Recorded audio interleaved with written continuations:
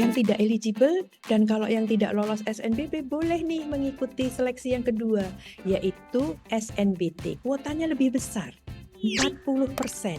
Dan kalau PTPNBH boleh sampai 30%. Tetapi yang terakhir nanti yang mandiri adalah sampai dengan boleh maksimumnya 30% dan yang PTNBH boleh sampai dengan 50% maksimumnya. Jadi kalau dilihat tadi yang tidak lolos SNBP dan yang nanti juga yang tidak eligible bagi kelas 12 atau yang masih belum diterima tahun lalu dan 2 tahun lalu itu masih boleh mendaftar di UTBK SNBT. Nah itu 3 jalur ini Mas Firdan yang bisa digunakan untuk bisa masuk ke jalur PTN. PTN-nya mana saja itu bisa dilihat di listnya itu. Banyak sekali PTN yang bergabung dan kita setiap tahun bertambah dan ini memungkinkan untuk calon mahasiswa Indonesia memilih PTN dan memilih prodi-prodi yang ada. Nah, bagaimana kalau lintas jurusan di SNBT?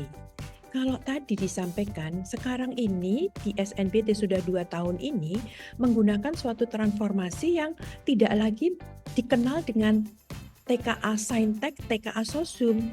Kalau dulu itu kan modelnya kalau IPA ingin memilih yang Saintek maka dia memilih programnya itu Saintek.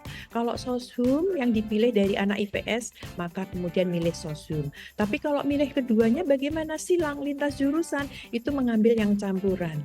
Tapi kalau sekarang tidak. Sekarang itu mau dari IPA, mau dari bahasa, mau dari keagamaan, dari apa saja itu nanti alat ukurnya kalau di SNBT itu adalah menggunakan TPS, tes potensi skolastik, dan kemudian ada literasi dalam bahasa Indonesia maupun dalam bahasa Inggris, dan yang satunya adalah penalaran matematika. Inilah yang kemudian membutuhkan suatu pengetahuan.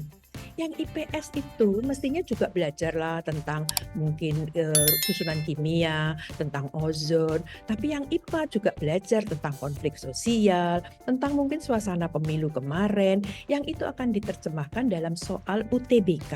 Nah, di soal UTBK itu nanti yang bisa diikuti oleh teman-teman. Dan kemudian yang perlu diwaspadai adalah apa? Ya tadi, jangan kemudian mengatakan bahwasanya kalaupun lintas jurusan itu saya bisa mengerjakan, tapi ini tetap waspada. Tetap waspadanya apa? Mungkin saya bisa belajar sesaat tentang, wah itu TPS bisa saya pelajari, literasi saya bisa pelajari.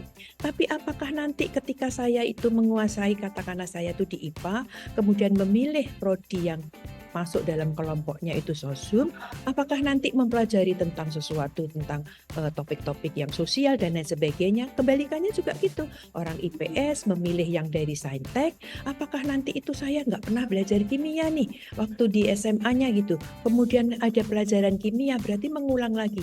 Tetapi dalam era Merdeka Belajar ini boleh gitu.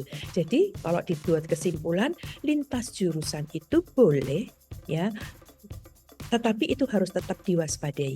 Tetapi kalau di SNBP harus dihati-hatikan atau perlu perhatian karena tadi berbasis rapor dan menurut saya sudah tidak perlu kita utak-utak lagi karena sudah utak-atik lagi karena tinggal menunggu pengumuman. Tetapi di SNBT kalian teman-teman yang calon mahasiswa Indonesia mau mendaftar UTBK SNBT nanti tanggal 21 Maret dan dikasih durasi sekitar 2 minggu, 5 April itu adalah penutupan terakhir.